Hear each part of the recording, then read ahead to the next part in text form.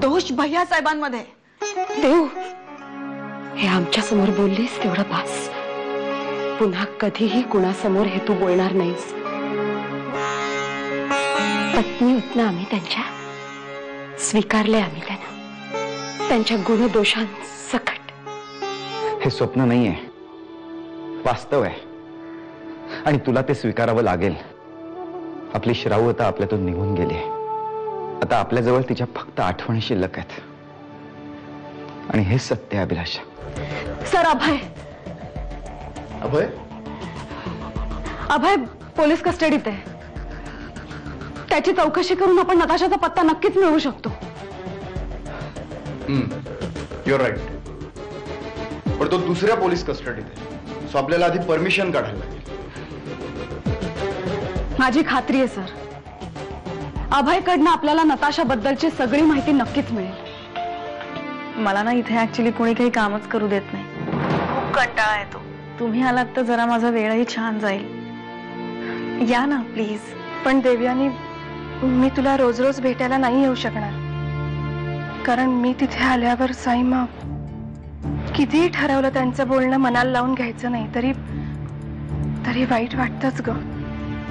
वहिनी,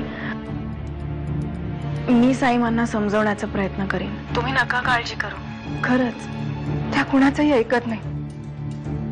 आणि एक गोष्ट सांगू, प्रयत्न करूनही ज्या गोष्टी साध्य होत नाहीत ना, त्यांना आपण नशिबावरच सोडावं.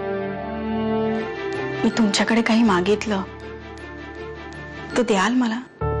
देवयानी, जगातली कुठलीही गोष्ट तू माग, आम्ही नक्की तुला देऊ. जगातली नाही साईमा, आपल्या घरातलीच गोष्ट आहे. माग ना तुला काय हवं ते. जसा माझा स्वीकार केलात तसाच आता रागिणी वहिनींचाही स्वीकार करा ना. अच्छा, म्हणजे हेच सांगायला आली होती का ती तुला? नाही साईमा, प्लीज तसा गैरसमज करून घेऊ नका. रागिणी वहिनींनी काही सांगितलेलं नाहीये. देवयानी, या अशा अवस्थेत तू असे विचार करू नकोस. अजून आम्ही आहोत या घराची काळजी घ्यायला.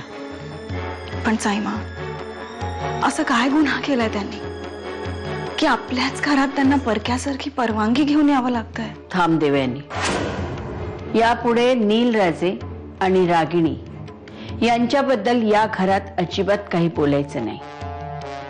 बऱ्या बोलाने माहिती सांग, नाहीतर आमच्याकडे अजून बरेच मार्ग आहेत तुझ्याकडून माहिती काढण्याचे. कळलं? मला तिची अशी ठिकाणं माहिती आहेत जिथे बहुतेक ती लपली असण्याची शक्यता आहे. कुठली? बहुतेक प्रियाबाईंनी, खरं तर आम्ही देवीचं नवस फिरायला चाललो होतो. म्हटलं देवयानीला सांगून जावं. खरंच छान आहे की. आम्ही तर म्हणतो की देऊलाही घेऊन जा बरोबर, तिलाही बरं वाटेल. नाही नको, म्हणजे अशा अवस्थेत तिला नेणं बरोबर नाही ना. प्रियाबाईंनी, तुमची तब्येत कशी आहे? तुम्ही आता काळजी घ्यायला हवी. आम्हाला का? हो, असं काय करताय? राजे शिर्के घराण्याचा पहिला वारस तर तुम्हीच देणार आहात ना. सर, मला असं वाटतं की ती भारत सोडून पळाली. नाही, ते शक्य नाही. कारण आपण तिच्या घराची झडती घेतली आणि त्यात तिचा पासपोर्ट सापडलाय. तो आपल्या ताब्यात आहे आणि नकली पासपोर्ट एवढ्या कमी वेळात काढणं शक्य नाही. सो ती पॉसिबिलिटी नाहीये. सर बोलवलं मला? साक्षी, अभयने सांगितलेल्या सगळ्या ठिकाणी आपण नताशाची चौकशी केली आहे, पण काही हाताला लागलेलं नाही अजून. सर, मला असं वाटतं की आपण अभयची चौकशी पुन्हा एकदा केली तर? नाही, त्यातून काही निष्पन्न होणार नाही. सर, मला असं वाटतं की अभय आपल्यापासून नक्कीच काहीतरी लपवतोय. ते जर आपल्याला कळलं तर नताशा सापडेल सर. कारण तिच्यापर्यंत पोहोचण्याचा अभय हा एकमेव मार्ग आहे.